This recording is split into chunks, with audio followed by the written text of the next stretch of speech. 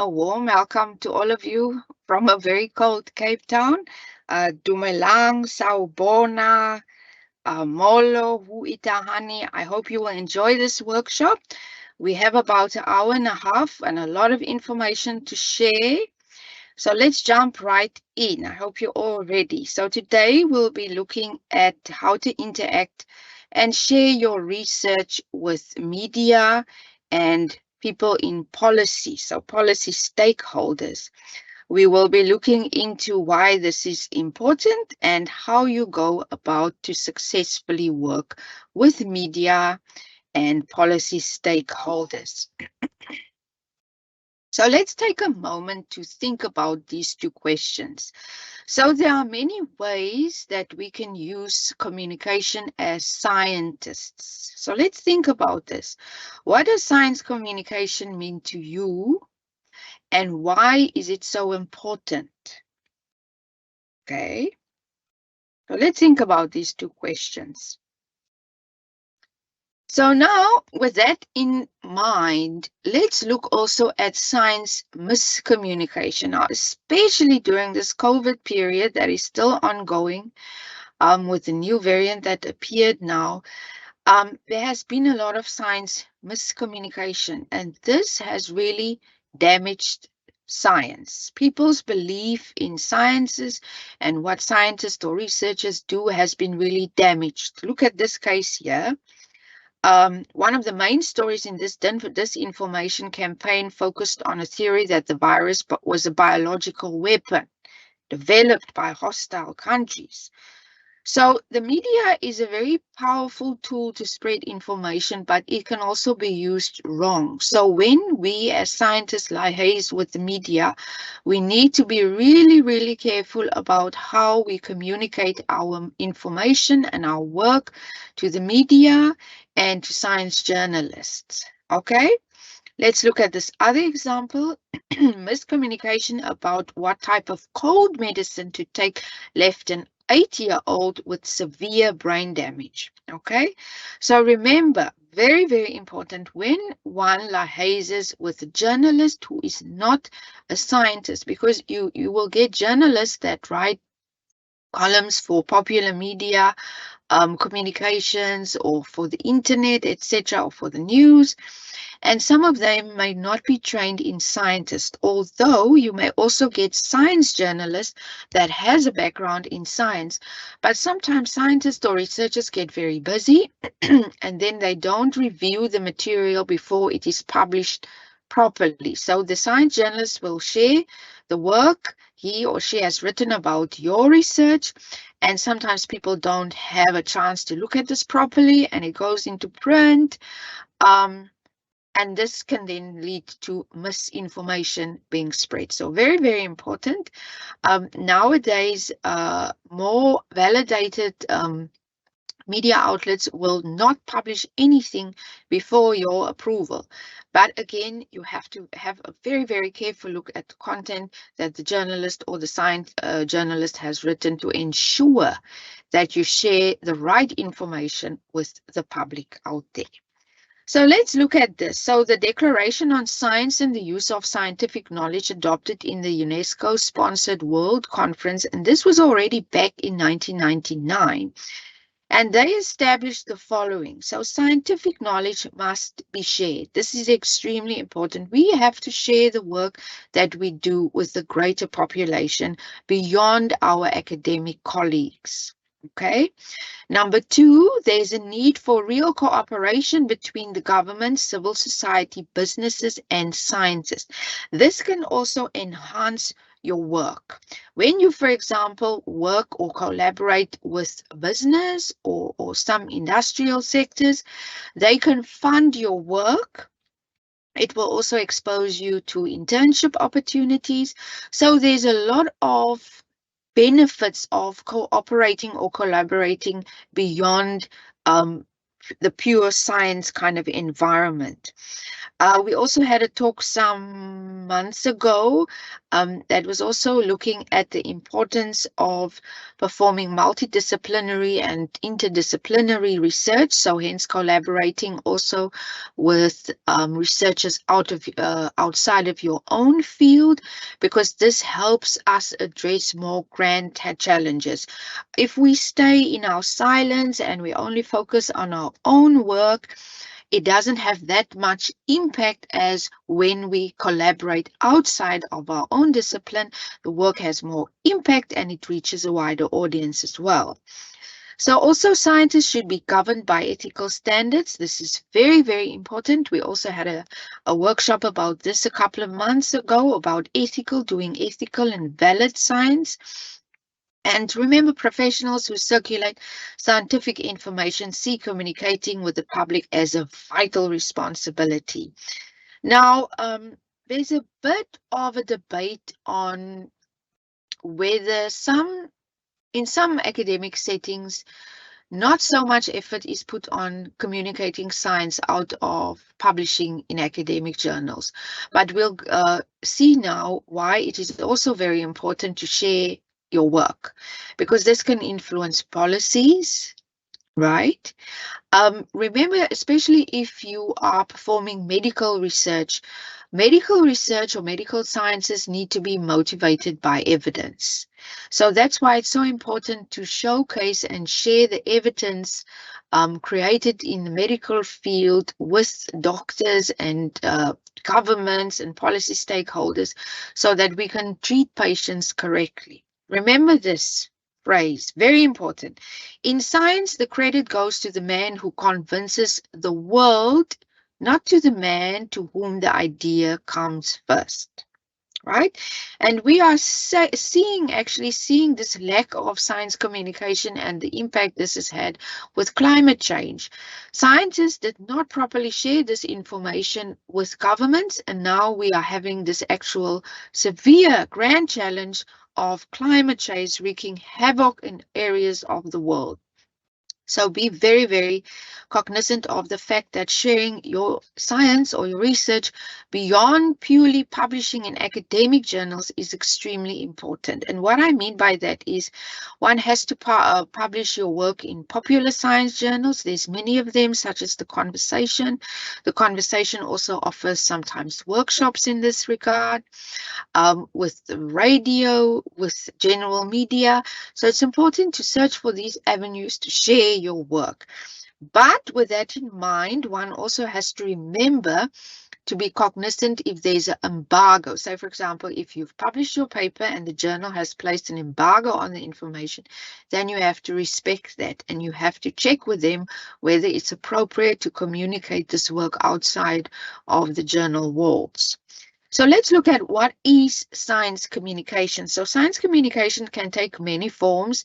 It can be you presenting a talk at a conference, giving a webinar talk, publishing your work in an academic journal, but there's also a other side to this, and this is kind of related to popular science communication. So science communication to journalists, to the media, to radio, to the news, to policy stakeholders. So this all encompasses science communication outside of publishing in academic science journals such as Nature and Science and all of these.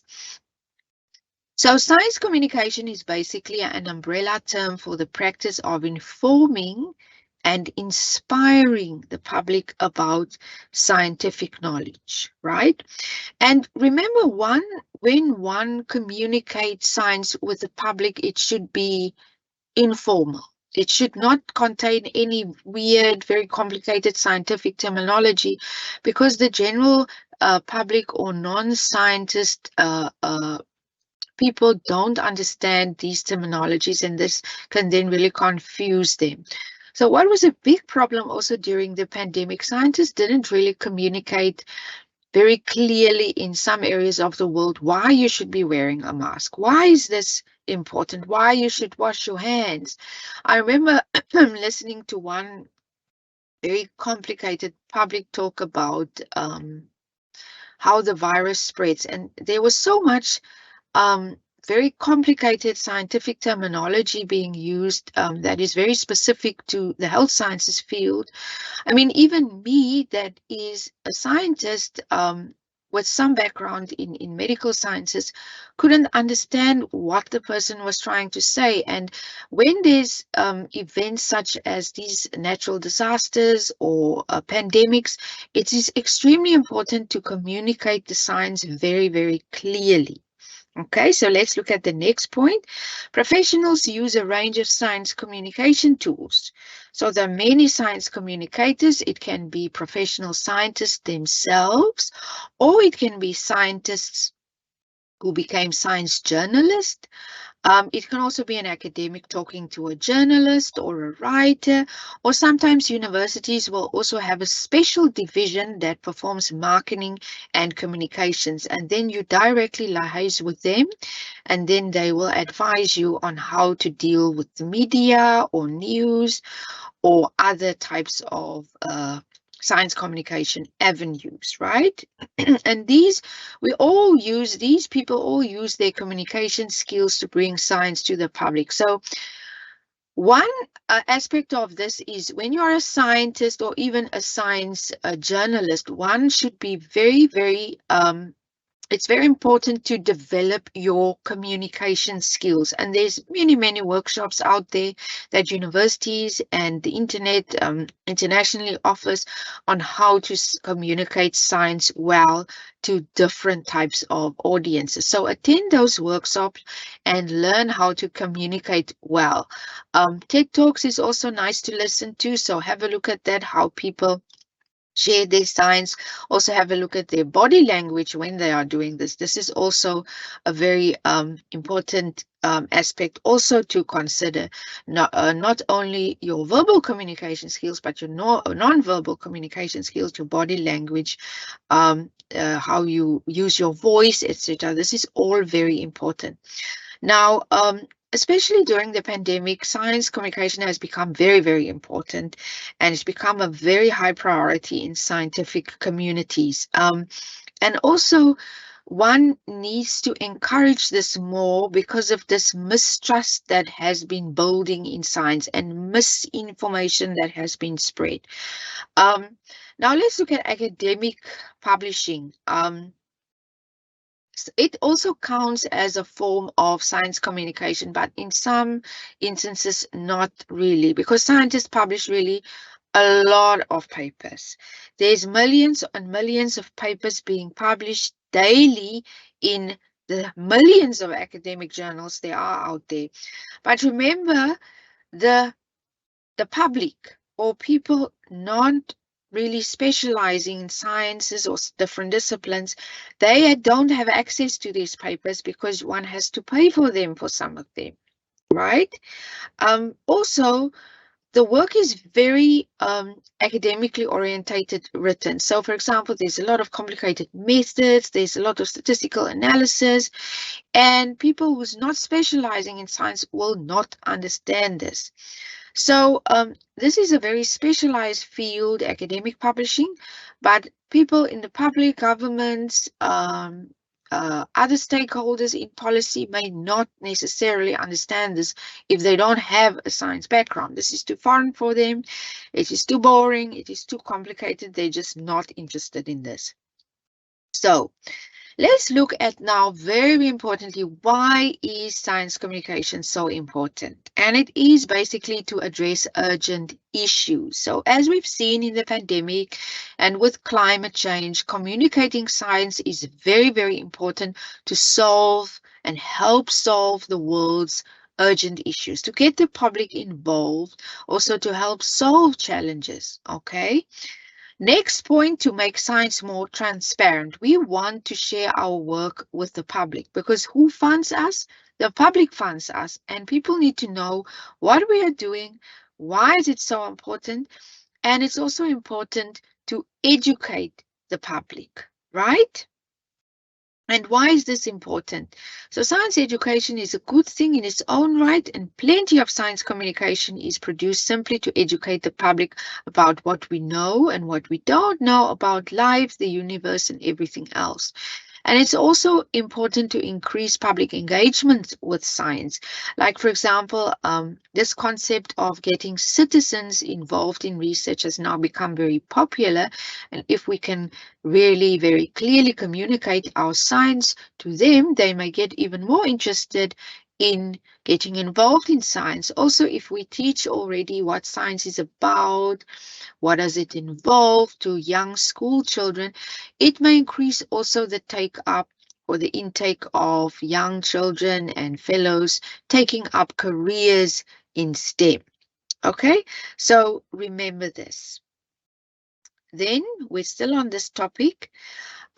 On the other hand, besides educating the public and getting them involved in science and building their trust in the science that we do and creating more funding opportunities for us, it's very important also to educate decision makers, okay? We want to educate those that are making decisions, that are influencing policy. While we sometimes like to imagine or hope that our leaders are informed about the most important issues we face, the truth is rather less inspiring. So in most countries, leaders will have mixed knowledge about science, and some leaders will even have no knowledge in science, and then they will mistrust science or they will not simply believe what we're doing. So that is why sharing science and what we do in a common language is very, very important. So also, while it might be considered a stretch goal, one clear aim of science communication is to inspire better understanding of science by policymakers, right?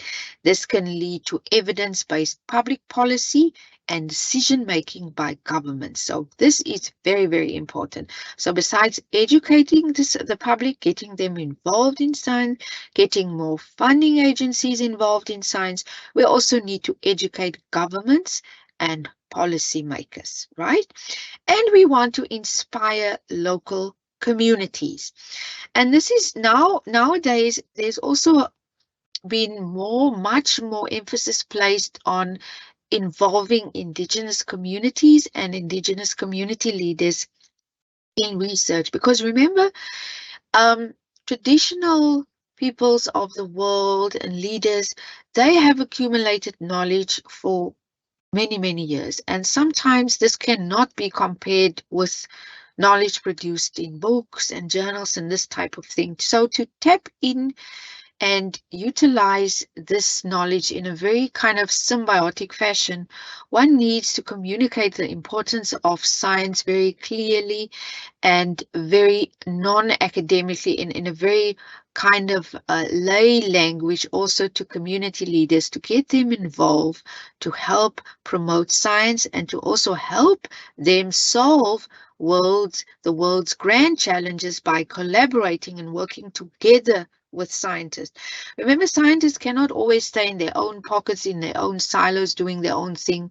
To solve these grand challenges and these problems that our world are facing, that communities are facing, we need to start working with communities, asking them what are their goals, what are their future vision, and how can we help attain that, instead of just doing science that will end up at some conference or in some journal that no one will really understand. Okay? So let's focus again on why to communicate science, to just in general now a summary to inform the broader public, to make scientific expertise publicly available. It's also to inform scientists or other scientists of societal perceptions and expectation.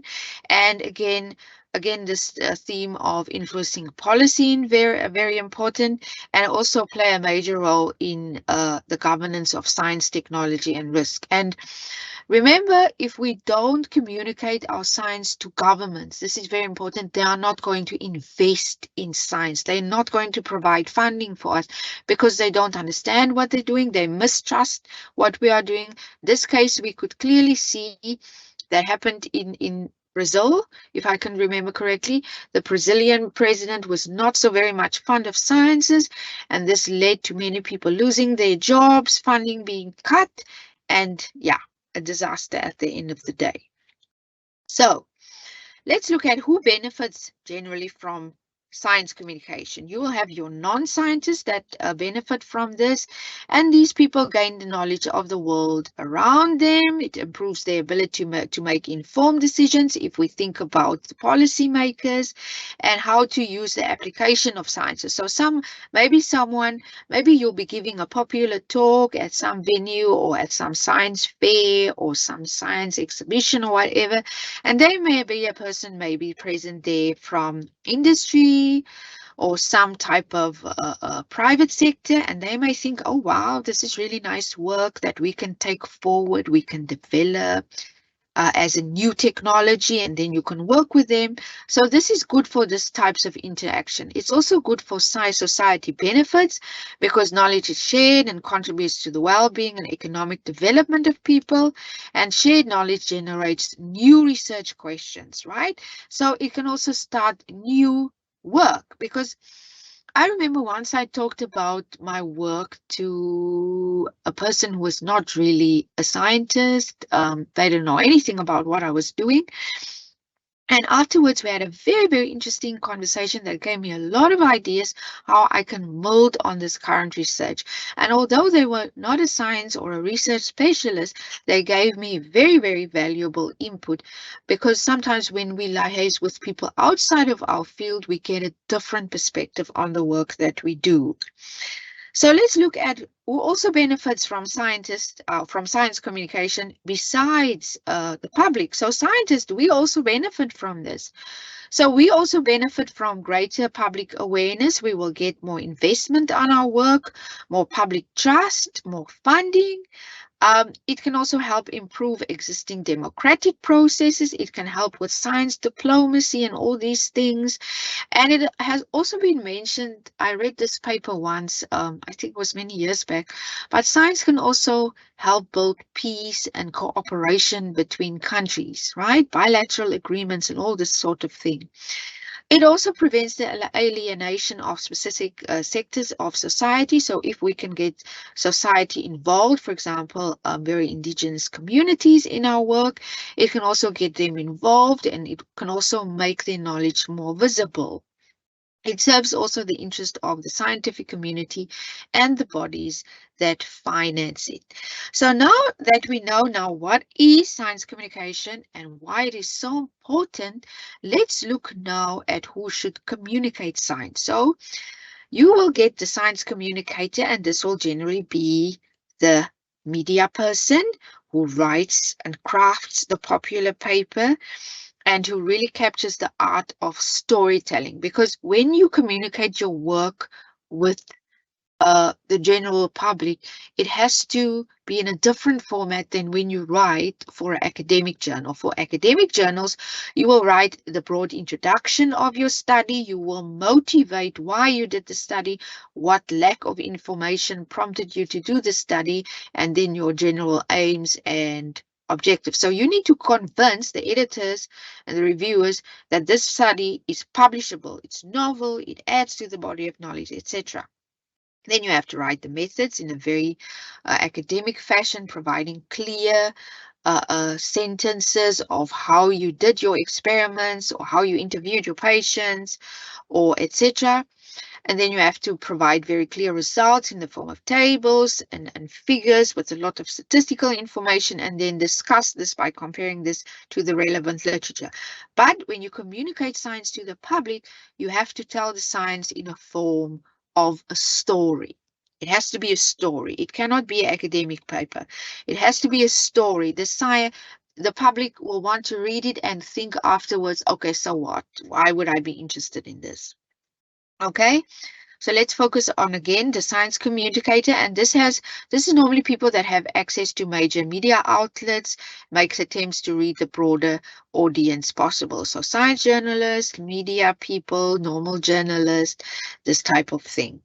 Okay, now it can also be, besides the journalists and the media people, it can also be the scientist himself or herself, and they wish to communicate the research findings to the public, and it can offer also a very unique point of view. And you can also, by sharing your science story, you can also add a personal story, why you decided to, for example, do cancer research because you had a family member who passed on from cancer, and then you really became very interested in cancer and you wanted to contribute to this field to help alleviate the suffering of people suffering from cancer, or you wanted to find a cure for HIV, something like this. Remember, when you communicate science, you have to have a very in-depth knowledge of the field that is unmatched by other science communicators, okay?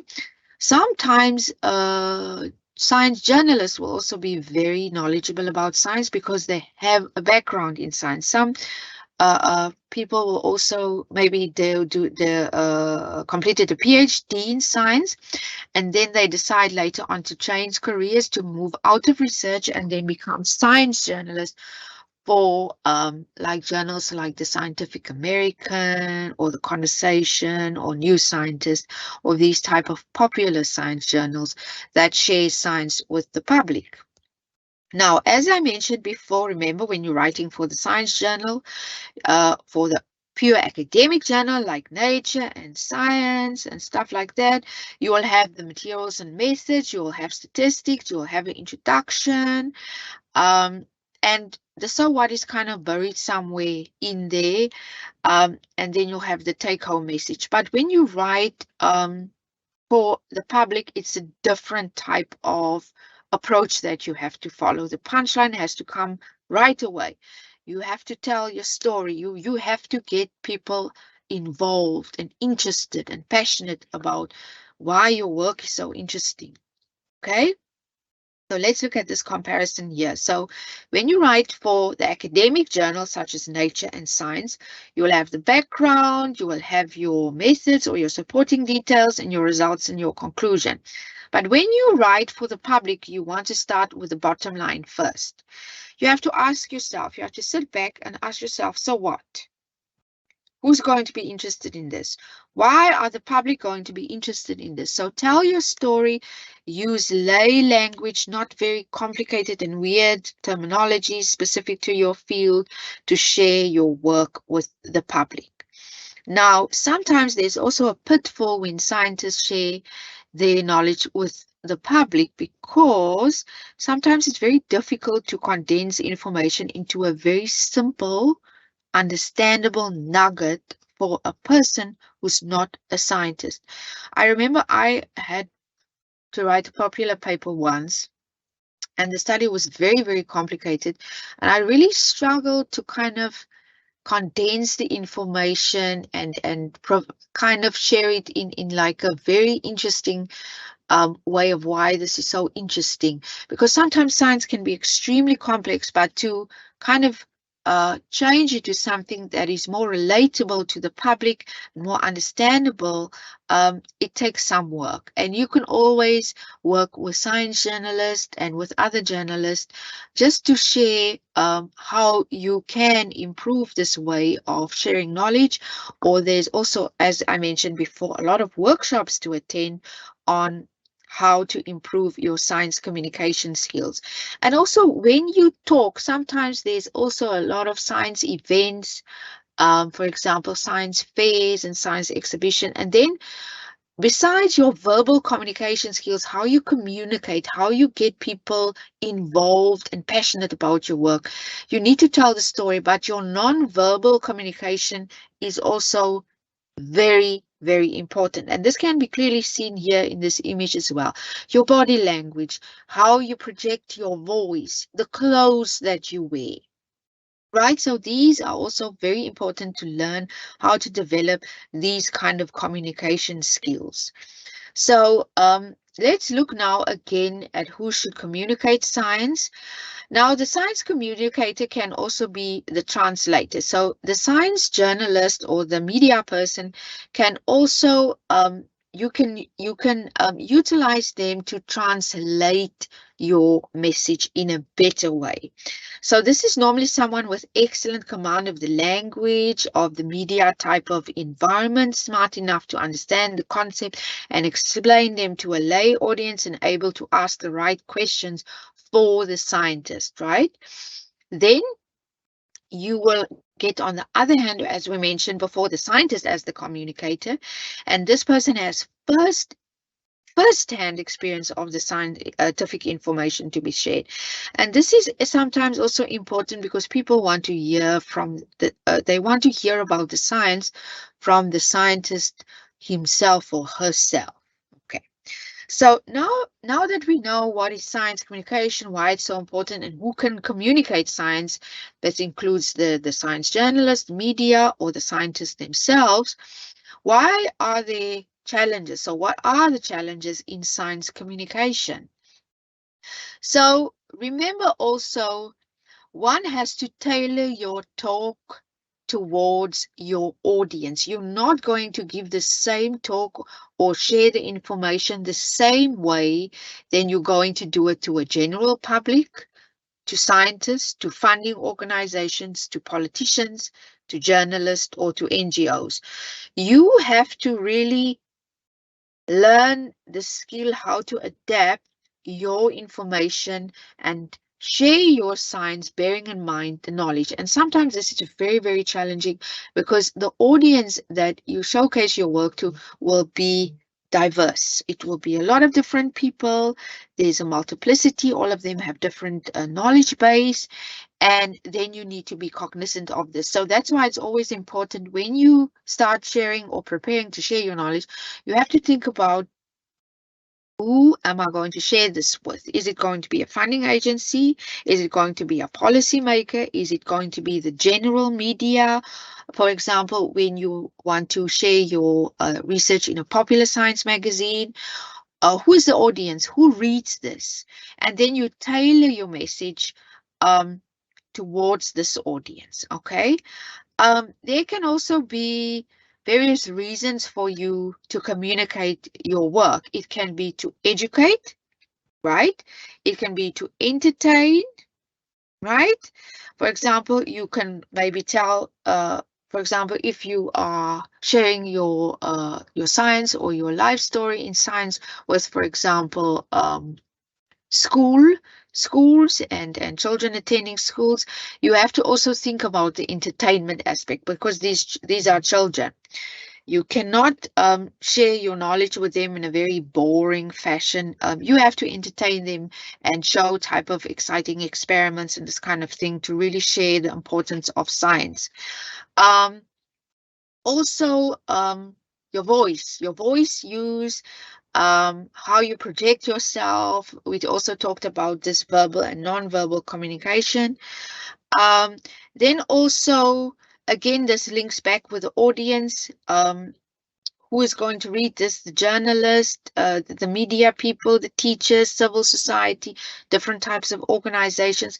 And they will really think about, why should I listen to this? How is this going to benefit me? And then you need to tailor your information appropriately to these different audiences.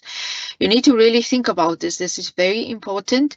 And then one also needs to choose the appropriate means of communication.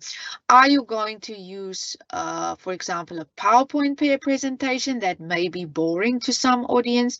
Are you going to use like props or like 3D models to explain something? This may be some more interesting for school children.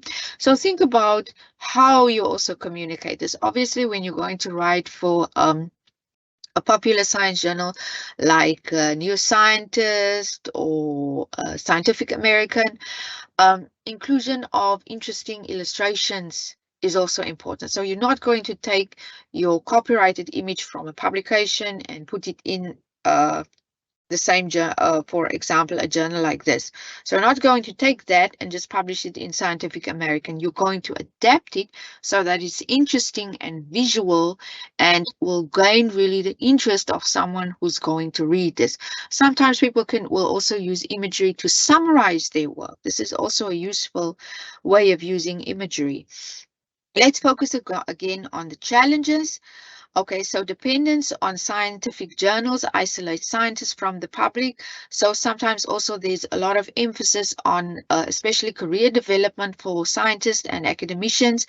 It's important for them to publish in academic journals. Your career development and promotion depends on publishing in journals, but there's also the need for you to share this beyond academic journals.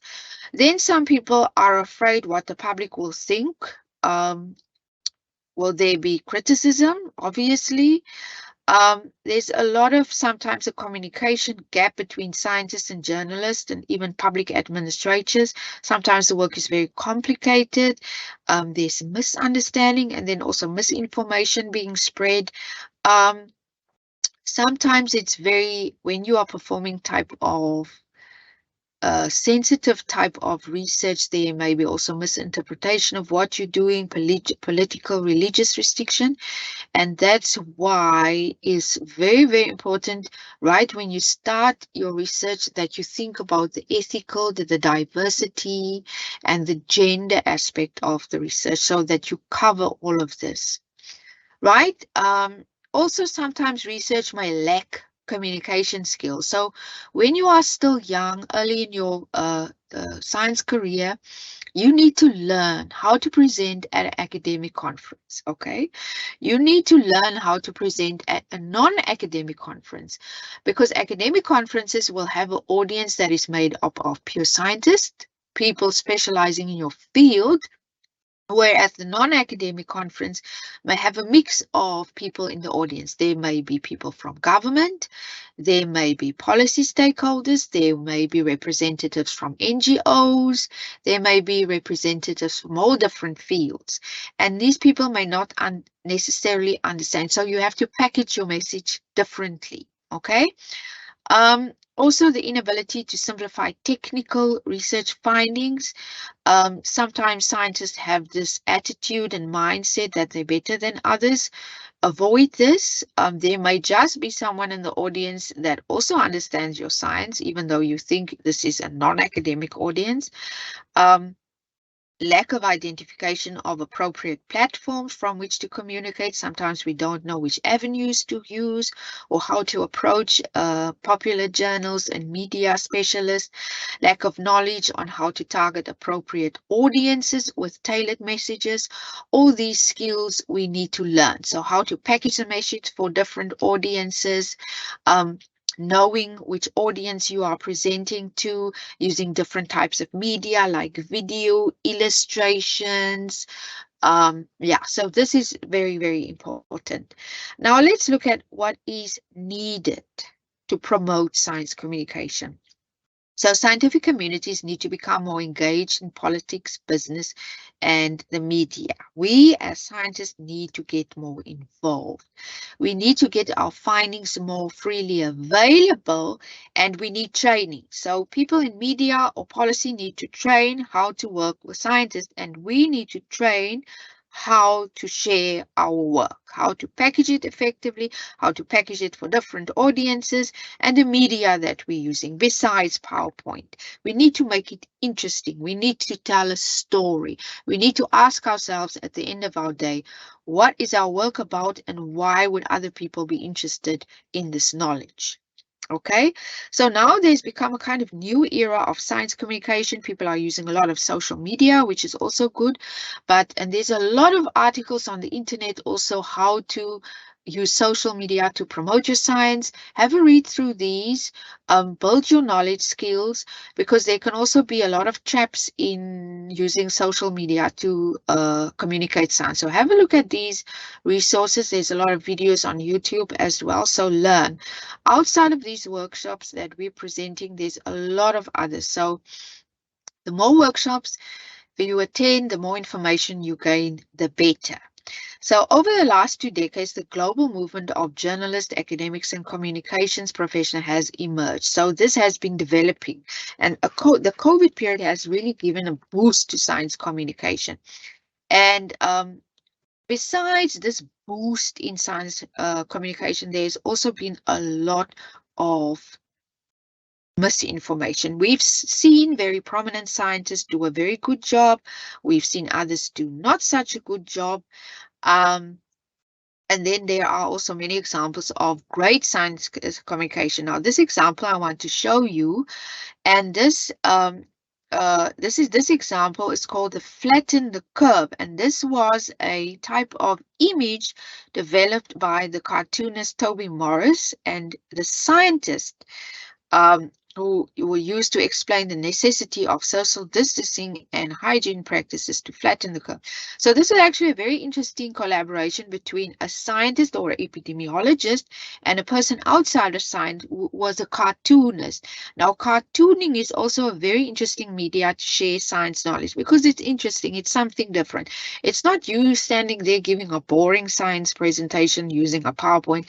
It's using something else. It's using a cartoon. And this was really picked up by some governments and health professionals all around the world, and was even translated into 12 languages. And this is how it looked like. So it explained it basically in a comic fashion. So that's also something very important when you communicate science outside of academia. Tell a good science story, the visual quality of what you are sharing. Use imagery, use interesting graphics, use comics. This all helps you communicate your message better than giving just a boring PowerPoint presentation. Remember, stories are important. People relate to stories. So tell the people that you are sharing your knowledge with, why were you so interested in this? What does it mean to you? So add also something personal to this and really share that knowledge that makes other people also passionate about what you do. Now, once you know now, okay, it's important for me to share the knowledge. I know now why it's important to share my science, why it's important to get involved, and who shares science knowledge, like, for example, me as a scientist or the science journalist that I can go to. It's important to start planning for types of opportunities to engage. Now, there's many events such as conferences that you will notice on the conference page, they will mention who is attending this or who's supporting the conference. And then you kind of get an idea who will be attending this. So there may be some people from the media. There may be policy makers. So approach them and have your science story ready. So now, even before you go to such conferences, you should develop what we call your lightning talk or your kind of thesis statement. So this is a 1 minute type of talk where you share your work with other people, but you have to phrase it in such a way that a non-scientist will also understand your work. And there's a lot of workshops and content on the internet of how to develop a lightning talk so that in just 1 minute you capture the attention of someone else to get really interested in your work, or either to collaborate with you, to fund you, or to invite you to their lab, or to influence some policy, right? So you have to learn how to develop this skill to summarize your research in 1 minute in such a way that it summarizes everything briefly in a very interesting and lay manner. So it's not going to be complicated, ununderstandable with a lot of technical terminology and stuff like this. So learn that skill. That's very important. Also understand the pros and cons of these engagement opportunities. What do you worry about? Will you get credit from your university for spending time on these events? Are there examples to look at of people who have excelled at communicating science in your field? Have a look at, there's a lot of TED Talks. This is very interesting to watch to see how people communicate their work in a very interesting way. So have a look at that. There's also a lot of useful information on the internet. So remember, we have to think about the audience. We have to think about the benefits of our work, the solutions that it provides, what problems we are trying to address. And essentially, at the end of the day, we need to step back and ask ourselves, so what? Why would people be interested in this, right? So now, let's look at the top tips for communicating to the non-experts. Let me just see how much time. Okay, we still have enough time. So, very importantly, how to communicate your knowledge very clearly or your research to people who aren't expert in it is an essential skill to develop. This is very important. It not only helps others understand what you do, but can also help you obtain funding, get your research published, and even further your career. So whether presenting your research or writing about it, here are some tips that you need to learn how to communicate with the non-expert. And that can be the journalist, it can be the policymaker, it can be someone in government, it can be someone from an NGO, it can be someone from the private sector. Now, remember, prepare a short overview. You want a short overview of your work. Remember this elevator pitch or lightning talk that we talked about. It should be 1 minute or less and also be included in the start of a presentation or your article. And this basically summarizes your work. You use it to explain why your research is so exciting and why other people should get excited about this. What about it made you choose this research area, and how is your research relevant to the outside world? Remember, relevance to the outside world is very important. How is it going to help communities? How is it going to better patient care? Okay, if you, for example, working in urban planning or engineering, how is it going to create, for example, better, cleaner, safer cities? Okay, then next, you have to know your audience. Who are you presenting this to, and what media should you use? Will PowerPoint be sufficient? Will a video be better? Use a lot of illustrations. If you are, for example, presenting or sharing the importance of science to schools, you can use models or other avenues or cartoons or this kind of stuff to really get the interest of the audience you're speaking to. It's important to understand how much science your audience is likely to know, right? Are they sciences expert or research experts or not? So you can tailor really your language. Also, the use of language is important so that people understand your message.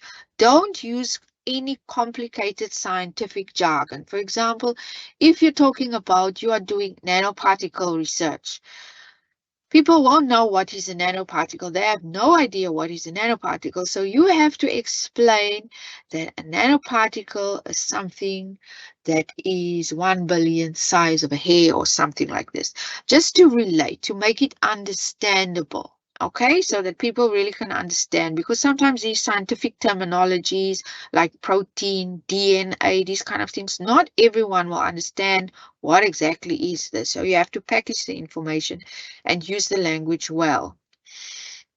Okay, relate the research. This is very important to help them understand any concepts and ideas that are more complex or harder to explain. Relate the points to something your audience knows. So you will use analogies, you can use metaphors or comparisons. For example, look at this example here. The cell membrane is a protective structure that surrounds all cells. Like the walls of a house, it separates the cell's internal and external environments. The cell membrane contains proteins which act as gates, determining what molecules can and can't enter the cell. Okay, so use analogies, stories, metaphors, comparisons to really make people understand your work better. Show the relevance of your research. Explain why you are doing this research and what impact you want it to have in future. Name an important issue your research addresses. Okay, however, be aware that you don't need to relate your research to a big, well-known topic, for example, like Alzheimer's disease, if there's only a loose link or there are other important issues that your research address. This could not only play down your research, but could mean that your research is misinterpreted. This is very, very important. Sometimes we've seen that researchers may extrapolate beyond their research finding. This is very, very dangerous. Keep to your findings and what it means. Don't over extrapolate. An example of explaining the relevance of your research is, for example, I investigate how proteins in cells misfold. The different structures that proteins have when they fold incorrectly can cause a variety of diseases, depending on the protein, including cystic fibrosis, Brown disease, and Parkinson's disease. Understanding what causes proteins to misfold is a stepping stone to understanding these diseases and developing treatments for them in future. right? So instead of introducing you're working on Alzheimer's disease or Parkinson's or whatever, you introduce the fact of how you're working on proteins and how this relates to the disease, okay? Or the relevance of the disease. Very, very important. You don't want to use scientific jargon. You want to use lay terms, analogy, metaphors. You don't want to use scientific jargon because the lay public will not understand this. So a term that is commonly used by scientists is likely to be meaningless to non-scientists or could even mean something completely different. What we've seen also a lot in science is sometimes even people in writing for academic journals, they will make up their own acronyms, and then the whole paper will be full of these acronyms and abbreviations, and then you really lose the trail of thought. You have to go back and search in the paper, what is this acronym?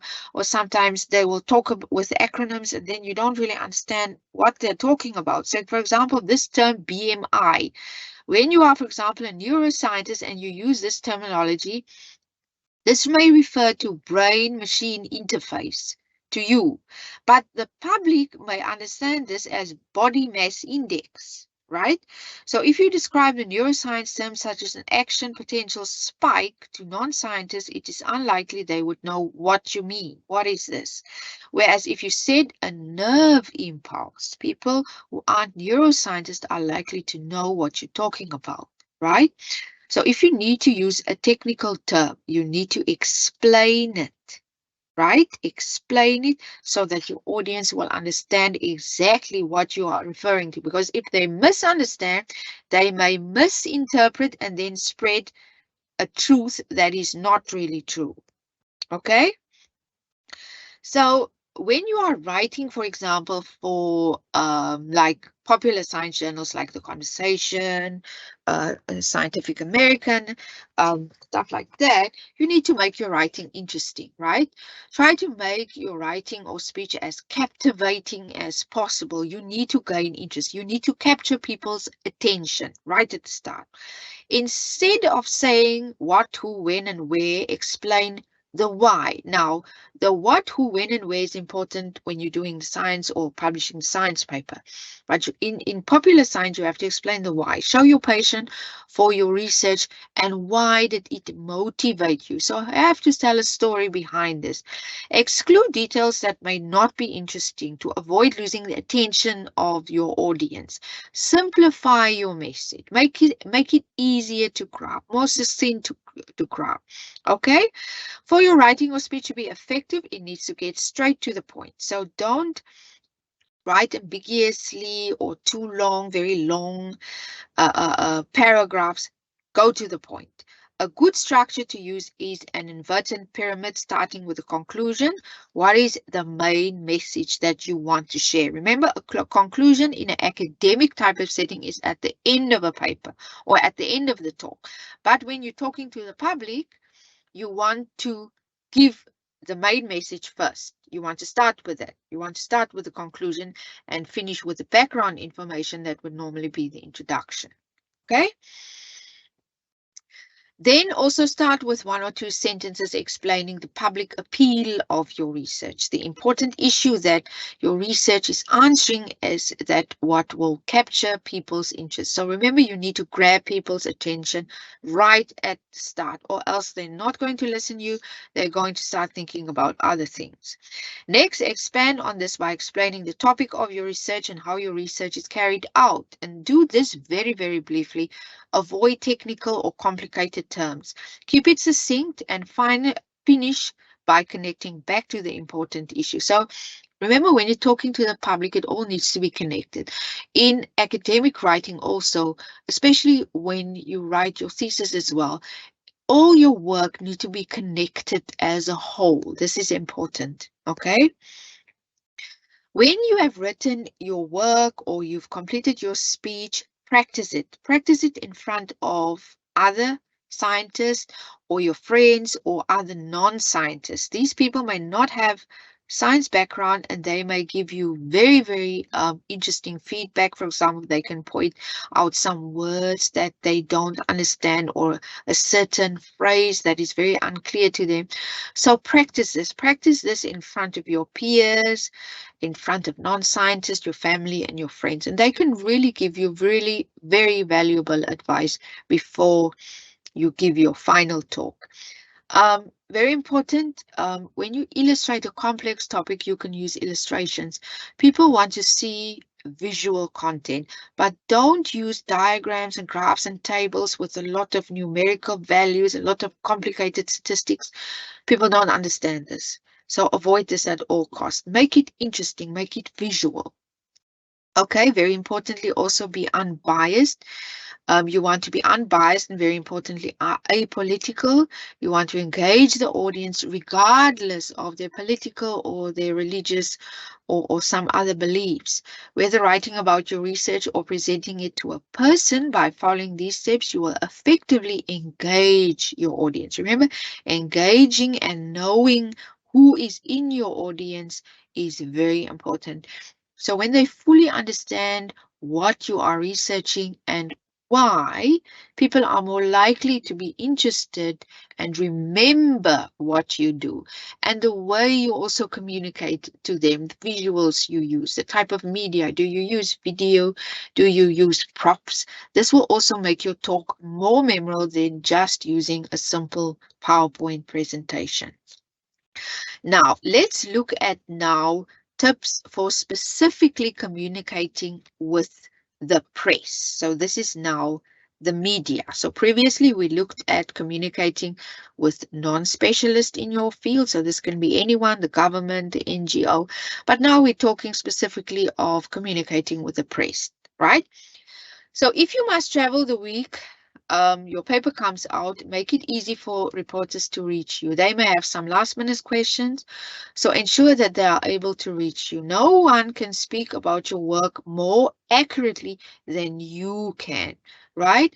So have a good understanding with someone from the press you're working, whether it be a journalist, a science journalist. So communicate with them well. Some people use email, some people use video call. Make sure that they understand the message of your work so that there's no misinterpretation at the end of the day when they publish your work, okay? Chances are good that any reporter you will be speaking with isn't familiar with your research, of course. So don't give like a PowerPoint presentation intended for your colleagues or your peers. Instead, you need to think about how you might want to explain your work or your latest finding to a stranger. Right? So think about that. You're not going to give a science talk to the journalist. You're going to explain it to them in layman's terms so that they really understand what your work is about and why is it so important and why it should be shared to the greater audience. Make it simple. Try this exercise. Say what you've done and why it's important in 2 or 3 sentences. Remember what we talked about? Analogy and image can really help. So use analogies, use stories, use images. For example, this person have described molecules as dancers, as new drug candidates, as debutants. Okay, so use analogies, use interesting language, interesting images to really grab people's attention. Also, do you have a personal connection to your work? Tell that. Is there interesting, strange, or funny story that put you on the path of this types of discovery? Sometimes this creates or this adds a more personal feel to the work. Remember, people like stories. They want to know what led you to doing this kind of work. This is often a common question. People in the media will also be asking you, why did you decide to do this? Why did it motivate you, and how does it really help the bigger society, or why should people really care about this? So these are the types of questions they will also ask you. Remember what we also mentioned before, even when you work with the press, people like to they like to learn information in a creative way, like for example in a cartoon, in an artwork, in a type of video, rather than a boring PowerPoint. A good picture will draw their eyes and their interest, right? A good video will also garner views on social media sites. So even if you're working with things that are too small to see, try to think of an interesting photo that you can maybe use, or coming from your lab setting also may be very interesting. So if you've got some exciting work coming out, use your institution press offices. So some universities will have a dedicated press office that you can liaise with, and they will give you really advice on how to share your story very well with the media, some pitfalls that you should avoid, and they will really help you with this process. So approach them if the university has such an office. Reporters don't generally work on the same kind of deadlines that you do, right? So you have to respond as soon as you can. Remember, um, this is also very important when you're working with media specialists. Understand their type of environment. The science environment is very different from the media environment. Information needs to get out quickly. So respond to their emails and be available. Sometimes reporters may also be limited in terms of time and space. They may only have a few hundred words to describe what is in your 5-page paper, right? So don't be upset when you get like a page from them summarizing your work. Remember, people don't want to read very long. Sometimes it becomes too boring. So they want to summarize it in the quickest and most interesting fashion. Okay, remember, a good reporter will write normally the balanced story. This is important.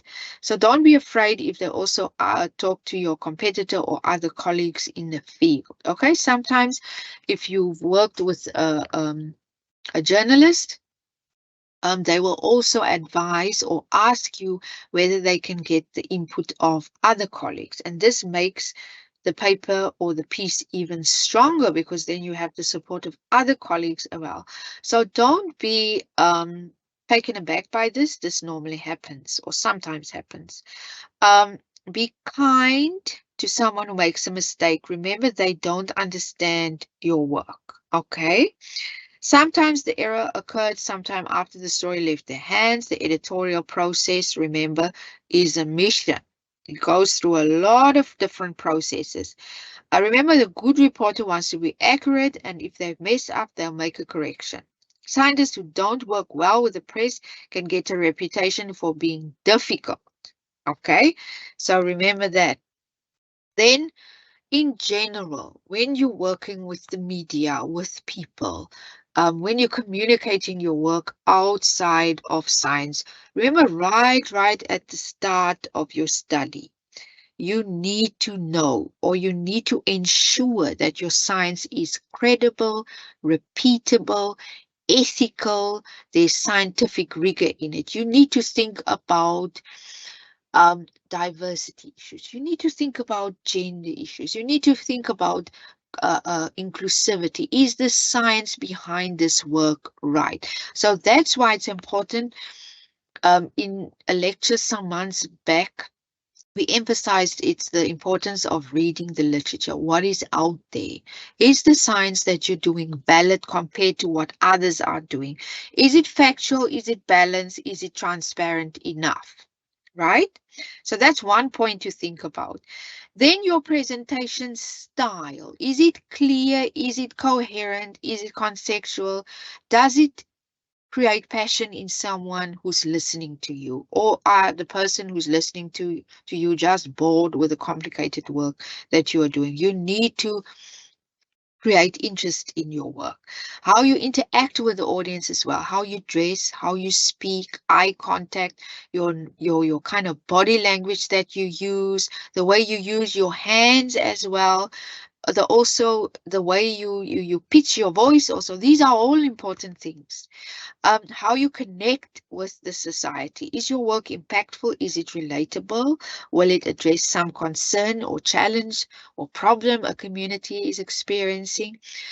Sometimes people also, when they have very complicated projects, they will use type of message mapping in their planning. This can also help you anticipate potential questions and also help package your information. So here, for example, we can see this example of this project fostering a bioeconomy in Eastern Africa. And here they nicely differentiated the different topics, and they really made like a great map of all the different themes within this big project. And this can really help you, because when you're preparing your message, you also need to start thinking about possible questions that can come from the audience. I remember once I attended a conference and there was someone giving a talk about the application of nanoscience in cancer research and how nanoparticles can be used to treat cancer. And there was a very rude and aggressive journalist in the audience, and he was really kind of attacking this speaker, and she didn't know the answers to many of his questions. So this also created a bad image of you as a scientist. So before you go there, think about potential questions people may ask you. That's why it's important to present it to your work before you go and present your work, or even before you publish the work in a in the non-science journal, to share it with someone else, someone in science and someone not in science, so that they can give you really very valuable feedback to improve this. Right, so let's look at here. Now, also something important to remember is language use, the way you write. If you're going to write a popular science article, remember what we talked about. Even when you're speaking to your popular audience, you don't want to use technical, very complicated science language. For example, if you're speaking to farmers, that you are investigating genetically modified crops, or you want to introduce genetically modified crops, most farmers won't understand what recombinant DNA technology really means. So you have to explain to them that you use a type of technology to improve the plant. Why are you improving the plant? To make it more climate resistant, to more disease resistant. So you need to tell a story. For example, the word gene also, most people will know what is a gene. If you're not in genetics or if you're not in science, you won't know what is a gene. So explain this rather by using hereditary information. So when you want to refer to the word gene, you say hereditary information. A gene gun. No one really knows what is this. If you're not a geneticist, I don't know what is this. So rather use delivery system. Virus. Okay, what type of virus? Virus can be anything. Can it be a virus that infects a plant? Is it a virus that infects a human? And what is a virus? Remember, most people also won't understand what's the difference between a virus, a bacteria, and a fungi. For example, I remember I was once giving a talk to farmers on the use of mycorrhizal fungi and how this really can benefit the agricultural industry by promoting, helping plants to uptake nutrients from the soil. And this has already been introduced. There's now a lot of companies that are selling mycorrhizal fungi to farmers to improve the growth of plants and uptake of nutrients in different types of agricultural sectors. But back in the day when I was giving the talks, immediately when I mentioned the term fungi, farmers was like, no, I'm not interested in this. Fungi is going to kill my plant, because they're used to this type of knowledge that when they see a fungus on their plant, the plant will die, right? So one has to be really careful every single word that comes out of your mouth, because I could immediately sense these people are not interested anymore. So then I changed my explanation of what this fungi is, what type it is, and how does it differ from other fungi. Okay, so let's remember also here what is the key components of effective science communication. So in general, the messenger, you, how you package yourself, how you dress, how you speak, your body language, the tools that you use, the props that you use. Are you going to use small models, um, 3D models? How you going to convey your message, right? Then what is your message, right? How are you going to deliver this? Why is your message important? Why should the public really care? Are they wasting their time sitting through this? Or you have to really gain their passion. That's why telling stories, making analogies is important. So also remember these kind of general points here. Who you are presenting to. Are you presenting to the farmer, to the policymaker, to the journalist? Then you need to present it in a different way. You need to package the information a bit differently, right? You need to know who's your audience. What are the key messages you want to communicate? Sometimes science is very complicated. It's very difficult to communicate every single thing. Or what is the key message? What is the take-home message? What are you wanting to know people when they walk away from this? Will they remember you? Will they remember what you wanted to convey to them? Why is this important? Why are you doing this? Why? What is your communication goal? Do you want to involve people in your work? For example, do you want to gain citizens for your science? Do you want to get traditional communities involved? Do you want to get funding? Do you want the government funding your work? Why you want to do this? Select the best timing. So when is the right time, right?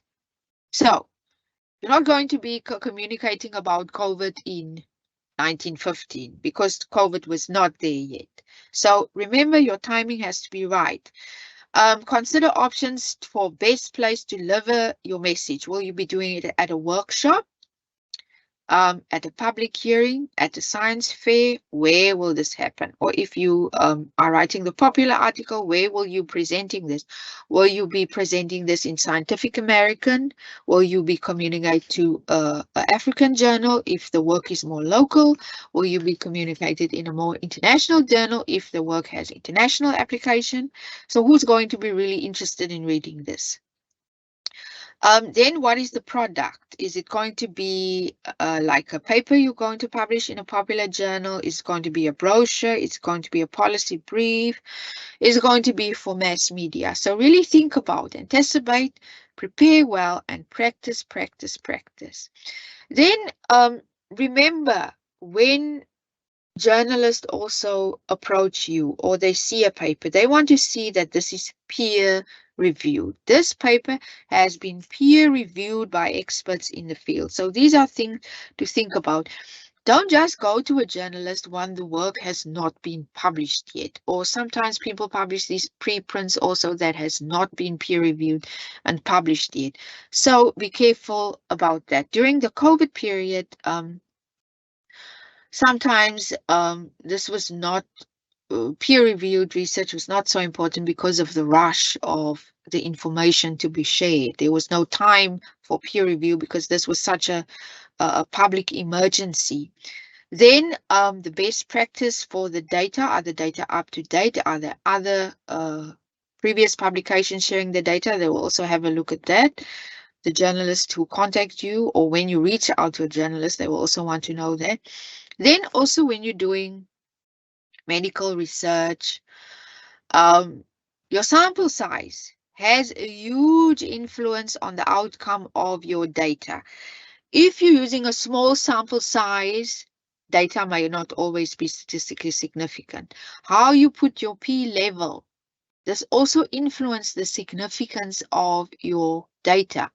You also need to consider the difference between clinical significance and statistical significance, because this can be completely different. How you set up your statistical parameters, your p-value, your sample size, this can all influence your statistical significance, but this may not be really related to when you actually look at the data and you see, but there is really a clinical significance.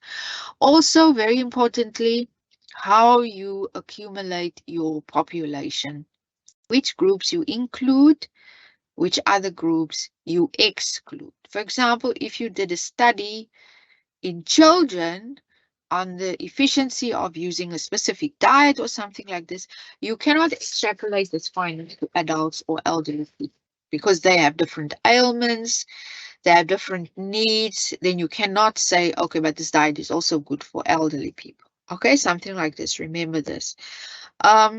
Also, they want to, this is also very important. There was a very interesting case where a pharmaceutical company was developing a product or a type of medication to wean drug addicts off a certain type of drug. And sometimes these pharmaceutical companies approach scientists to perform the experiments for them, the clinical trials. They will either do it in animal studies or in human trials. Now, sometimes these scientists are bound to the pharmaceutical companies who has a lot of power and a lot of money. They fund these research labs. So there's one scientist, he did a study, and then he found out that after a certain period of time, this drug has really very, very bad consequences for a person. It may work up until a certain time, but after that, it starts having very negative side effects. So the pharmaceutical company wanted to actually suppress this knowledge because otherwise they will lose out on the money, they will lose the product. So they threatened the scientist. They told him that if you release this information, the university's name will be damaged and you lose all your research funding. So essentially, you will lose your job, your students under you will also lose their jobs. So eventually, the scientist had to make a very difficult decision, and he eventually decided that he's going to release this information. He eventually lost his job, his home, all his fellows lost their jobs.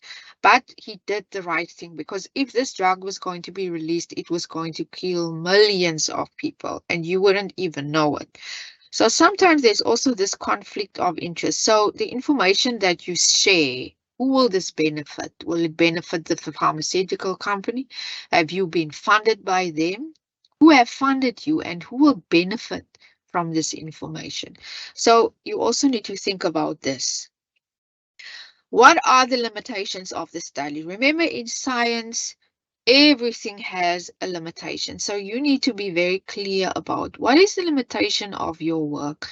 And remember, science is not always final.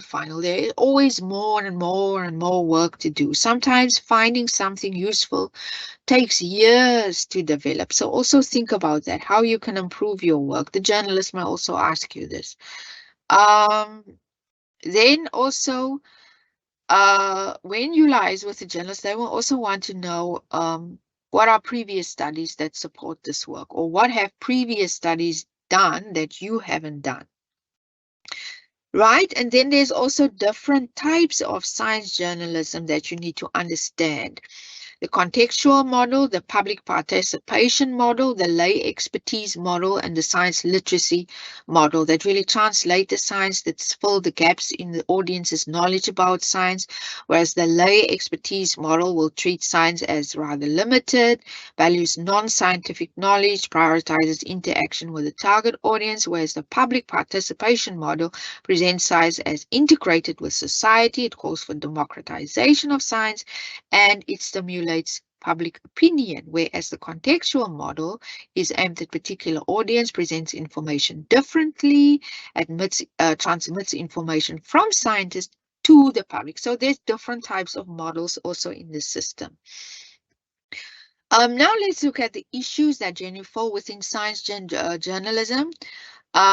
It may be from results of science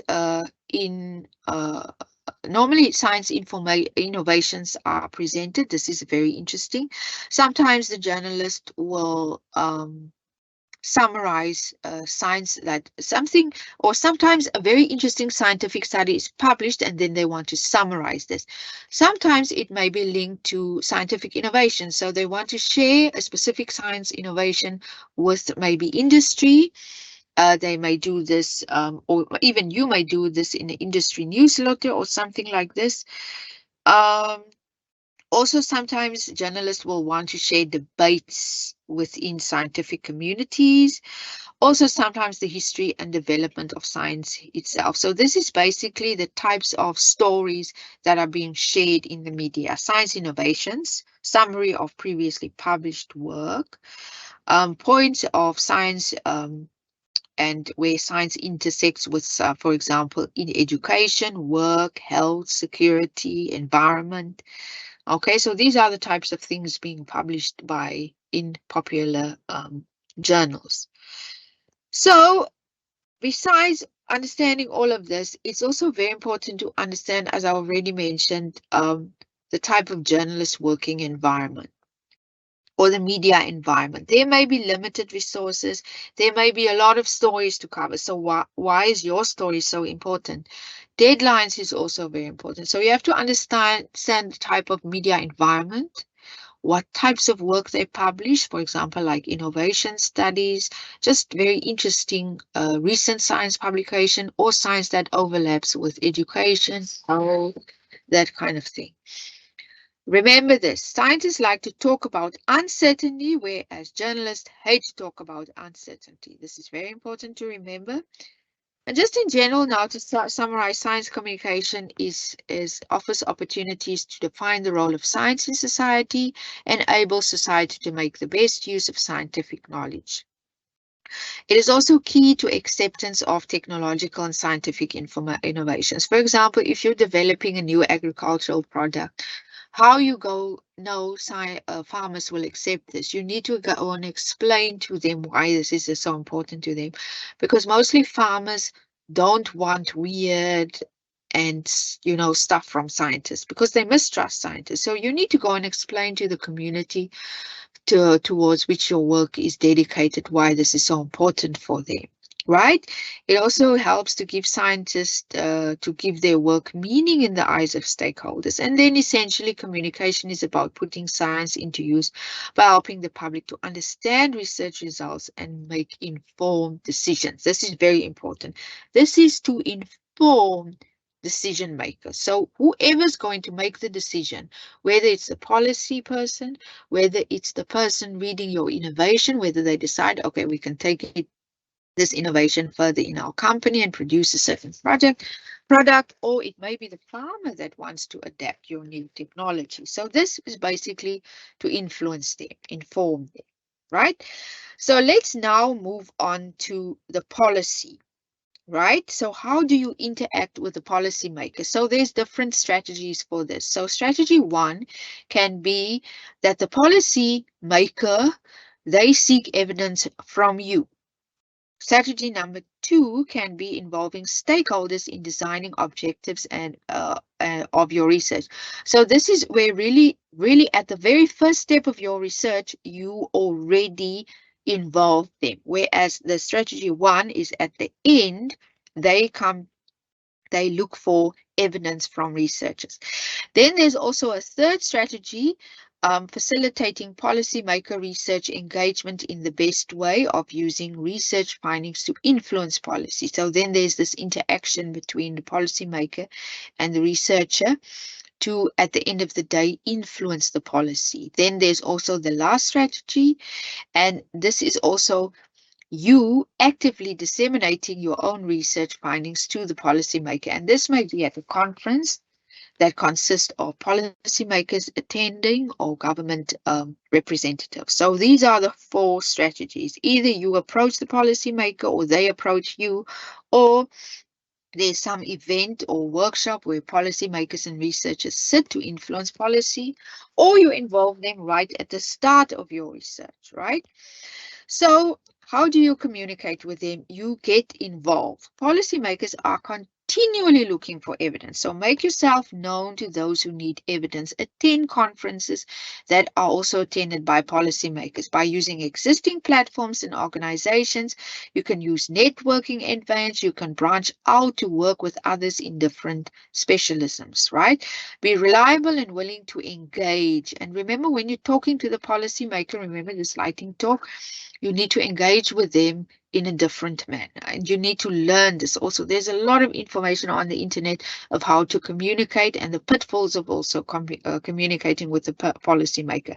So one pitfall is also don't extrapolate beyond your findings. This is also true for when you're communicating with other stakeholders.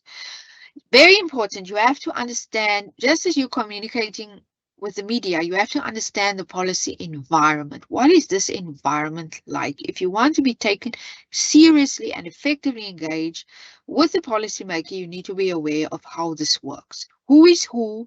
What issues are on their current agenda?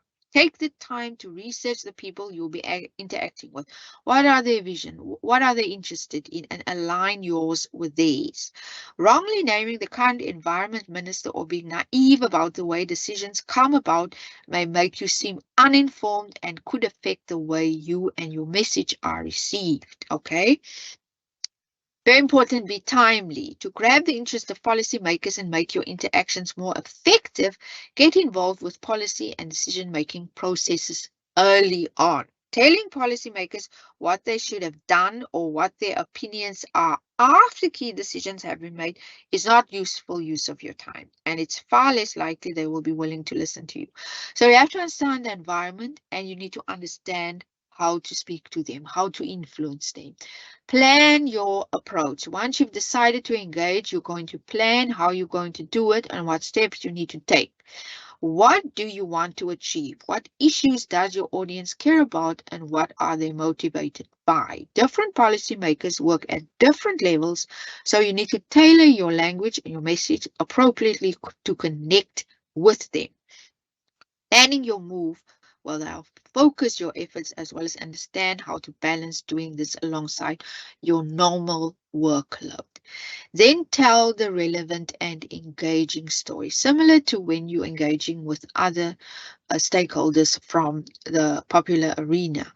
To make it easy for policymakers to understand and connect to your message, create a narrative to bring your research to life. Create human interest with stories, case studies, and graphics that are relevant to them, and try to build a connection by linking your message to the issues and areas that they work on. The more recent, the better. Remember, a clear and concise message without the scientific terminology. Remember, you have to be a generalist as well as a specialist. Having a specialism is great and can offer important insight into complex problems, but you also need to be aware about wider developments, problems, and what is currently happening in your field. What are other people doing? Policymakers won't necessarily always expect, need, or want to know about the minute details of. They want to know the wider area or the wider influence. So read around and be aware of what's going on in your field. Don't feel like you're an imposter. You may not feel like an expert, but the fact is you're going to know a lot more than most of your audience. So policymakers don't expect you to know everything. You find this is a problem that stops you getting involved. Find people who can give you advice and support.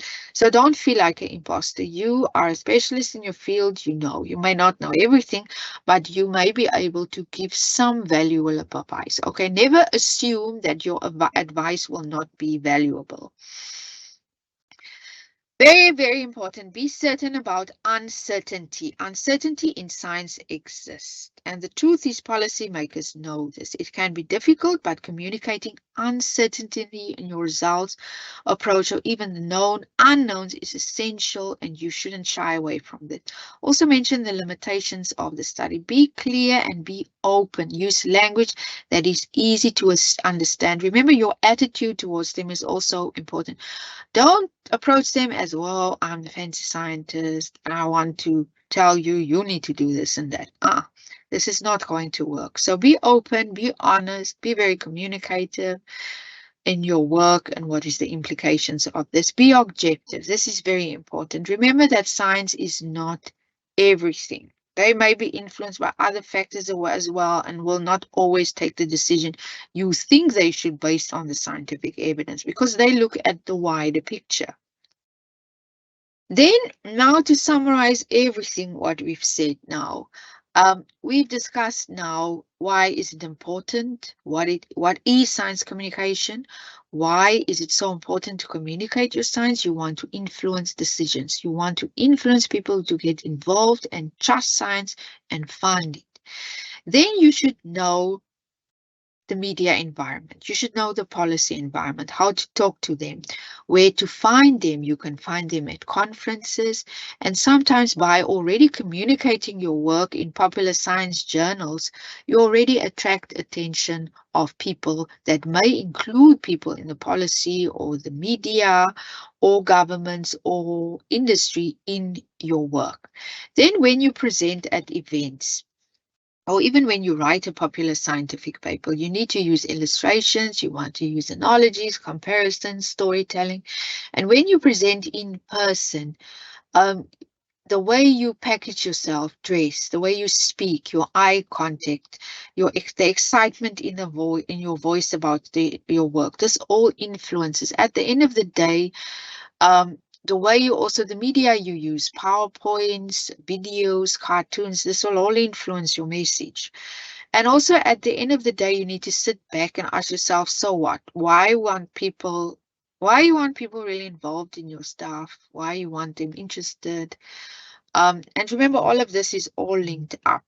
Science experts, policy people, the public citizens, the news, they are all linked up into science. Science really is linked up to everything. That's why it's so important to communicate our science. So I think we've run out of time. So thank you so much for your attention and in listening. And please do attend other workshops in this field as well, in talking to the media, talking to non-experts, and reaching out to policymakers. There's a lot of articles on the internet, a lot of papers on Google Scholar also, and a lot of YouTube videos. So wishing you very well. Thanks so much.